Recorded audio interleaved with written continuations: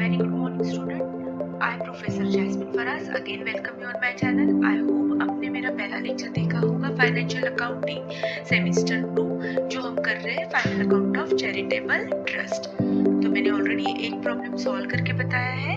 अब हम दूसरा प्रॉब्लम देखेंगे जो सेम लास्ट प्रॉब्लम जैसे ही है। They have given your receipt and payment and we are suppose to open income and expenditure and the balance sheet, जो कि 12th में हम कर चुके हैं। जैसे मैंने पहले ही कहा है कि कुछ क्वेश्चन ऐसे होंगे कि आपको इनकम एंड एक्सपेंडिचर दिया जाएगा और फिर आपको उल्टा मतलब receipt and payment and balance sheet draw करनी है। ओके, बट ये प्रॉब्लम हमारा जस्ट लाइक 12th जैसा ही है। They have given receipt payment, we are suppose to open income expenditure and the balance sheet. So now let's start without wasting much time. अब posting कैसे करना है आपको पता है कि सबसे पहले हम ये जो डेबिट है वो क्रेडिट ट्रांसफर करेंगे, मतलब जो 2 है वो बाय बाय बन जाएगा हमारे इनकम एक्सपेंडिचर में, और जो बाय बाय दिया है वो हमारे इनकम एक्सपेंडिचर में 2 बन जाएगा। दैट मीन्स ये जो क्रेडिट दिया है हम ट्रांसफर करेंगे डेबिट में। लेकिन इनकम एक्सपेंडिचर में हम सिर्फ revenue expenditure and revenue income, यही दो बातें हम क्या करेंगे, ट्रांसफर करेंगे, revenue expenditure and revenue income. अगर इसमें कोई कैपिटल एक्सपेंडिचर या कैपिटल इनकम होगा तो ये हम बैलेंस शीट में ट्रांसफर करेंगे। बस ये दो चीजों की आप ध्यान रखना है ताकि पोस्टिंग में आपको आउट ऑफ मार्क मिले। So let's start. देखो यहाँ पे हमने पहले पेमेंट साइड की है, तो पेमेंट साइड में हमने क्या क्या किया है, स्पोर्ट्स मटेरियल परचेस, ये कैपिटल एक्सपेंडिचर है तो ये हम बैलेंस शीट में लिखेंगे। बाकी इंश्योरेंस, देखो इंश्योरेंस हमने यहाँ पे लिखा है।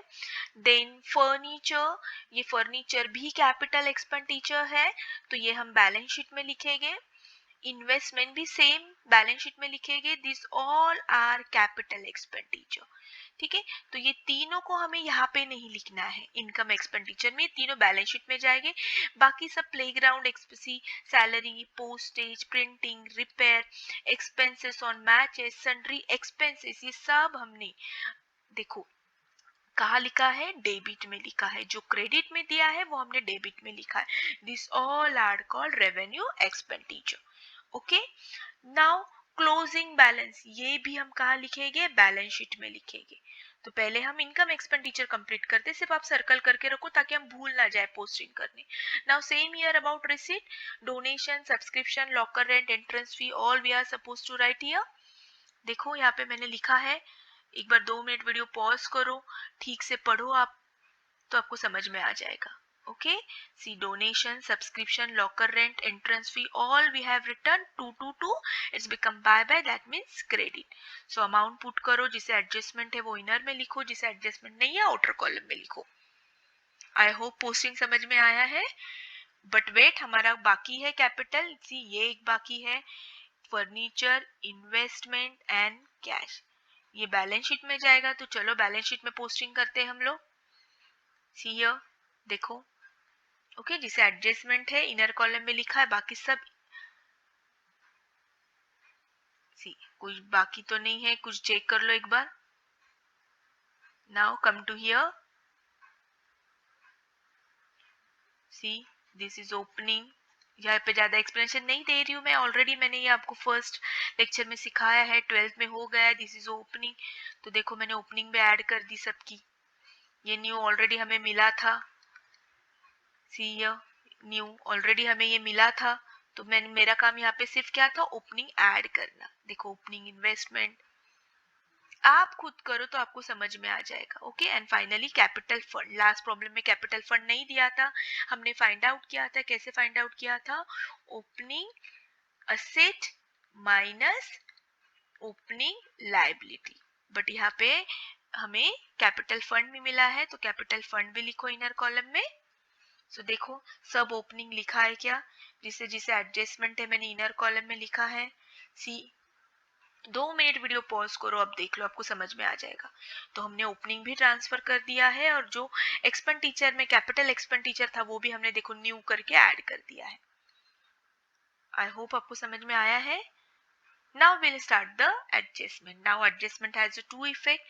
So सबसे पहले adjustment देखेंगे, subscription received include 300, 2018, जैसे कि मैंने कहा है ये हमारा 2019, ये करंट ईयर है, तो हमें सिर्फ करंट ईयर का लेना देना होता है, प्रीवियस ईयर का या नेक्स्ट ईयर का कोई लेना देना नहीं होता है। तो देखो यहाँ पे और एक ट्रिक बताई थी, जब भी उन लोग कहते कि इंक्लूड, तो हमें क्या करना होता है, एक्सक्लूड करना होता है।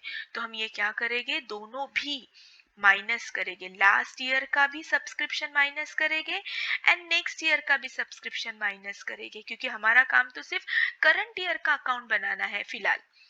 तो हम सब्सक्रिप्शन माइनस करेंगे।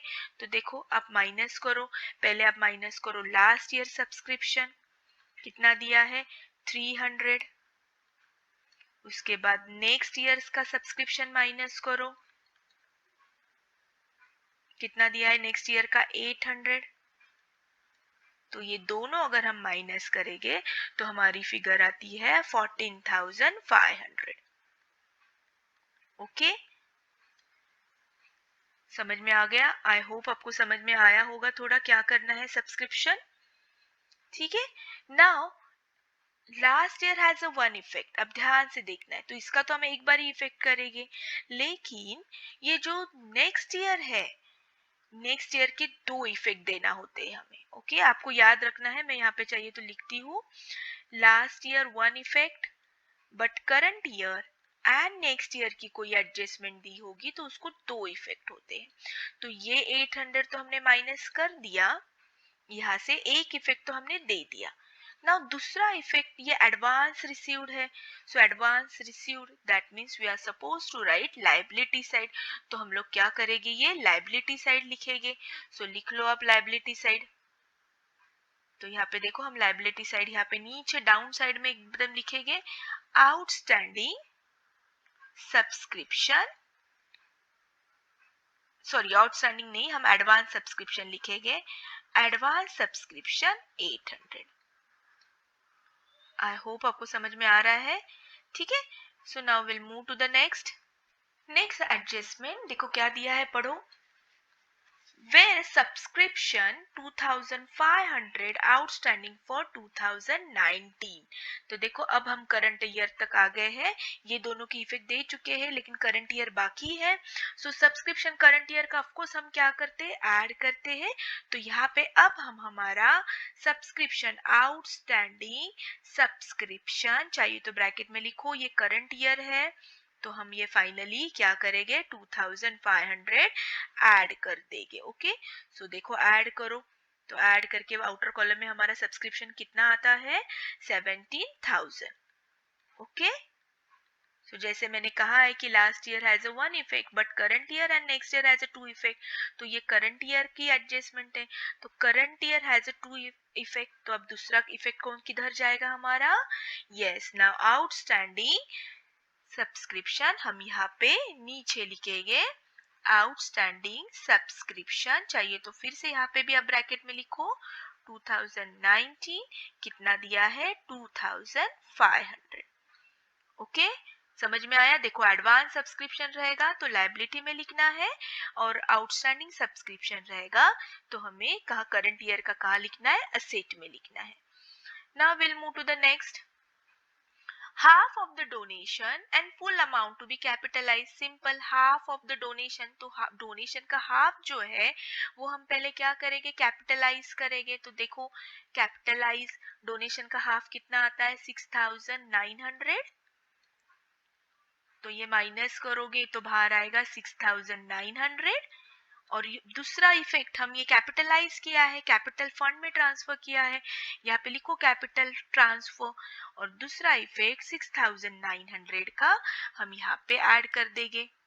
देखो donation 6,900। Okay, now similar same उन्होंने क्या कहा है कि full amount of entrance fee की भी फुल अमाउंट उन्होंने क्या कही है, ट्रांसफर की है। तो देखो हमारी एंट्रेंस फी कहाँ पे लिखी है हमने, एंट्रेंस फी, यस यहाँ पे एंट्रेंस फी लिखी है। तो ये भी हमें पूरा क्या करना है, ट्रांसफर करना है, ट्रांसफर टू कैपिटल फंड। तो यहाँ पे पूरा के पूरा दिया है, सो आउटर कॉलम यहाँ पे नील आ जाएगा, और यहाँ पे एंट्रेंस फी, चाहिए तो यहाँ पे ऐसे लिखो आप 50%, 100%। तो 100% मतलब पूरा के पूरा 1300। तो देखो ये हमने पूरा ट्रांसफर कर दिया कैपिटल फंड में। किस तरीके से इंक्रीज होता है कैपिटल फंड, देखो easy adjustment. Now will see the next one. देखो अब नेक्स्ट वन क्या दिया है, आउटस्टैंडिंग सैलरी, ध्यान से पढ़ो, अमाउंटिंग 650 क्या दिया है, and insurance 200 prepaid. So outstanding salary 650, ये करंट ईयर है या नेक्स्ट ईयर है या लास्ट ईयर है, पहले ये हमें कंप्लीट करना है। सो देखो यहाँ पे क्या दिया है उन्होंने, सैलरी एंड कुछ नहीं दिया है, that means this is a current year. तो करंट ईयर का आउटस्टैंडिंग सैलरी हम क्या करते हैं, ऐड करते हैं। तो चलो यहाँ पे आउटस्टैंडिंग सैलरी ऐड कर देते हैं। कितनी दी है आउटस्टैंडिंग सैलरी, 650। सो 650 ऐड कर दो।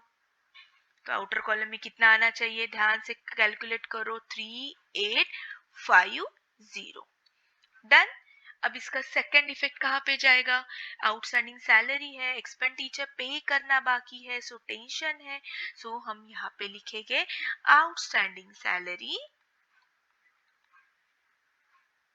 650।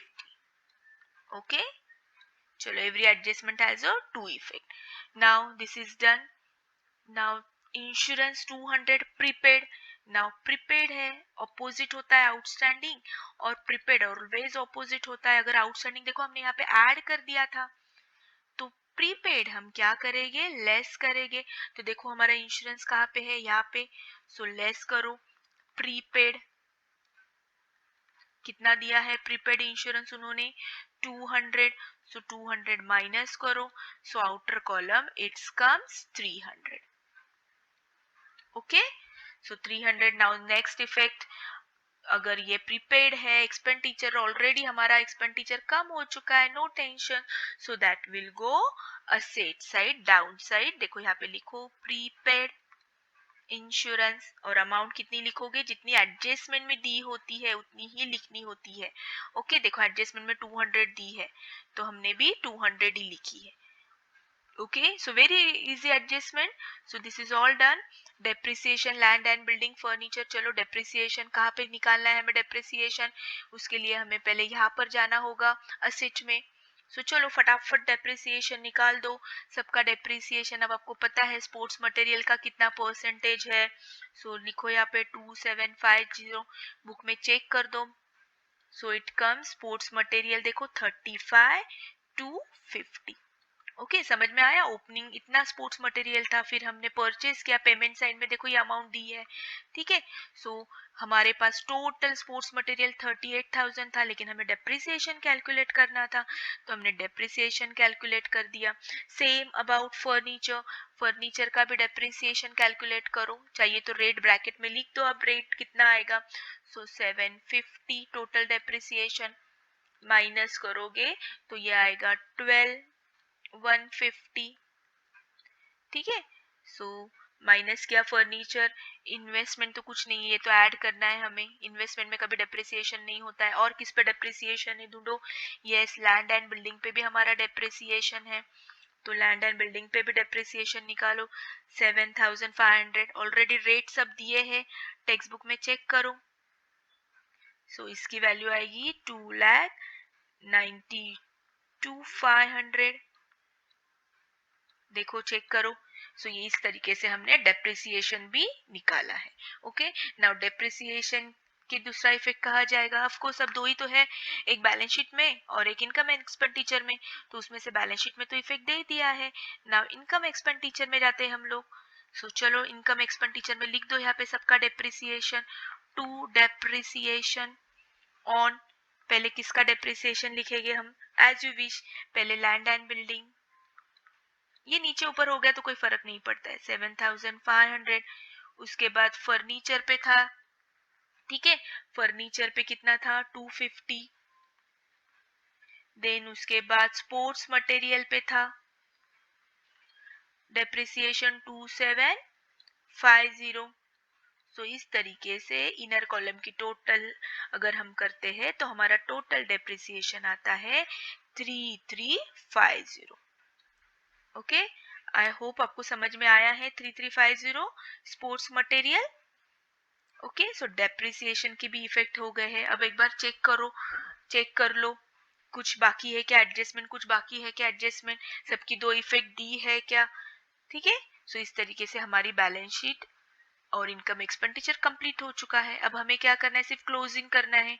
विच अमाउंट हेवी, सो आप ये खुद कर सकते हो, टोटल करो तो फाइनली देखो हमने सब लिखा है।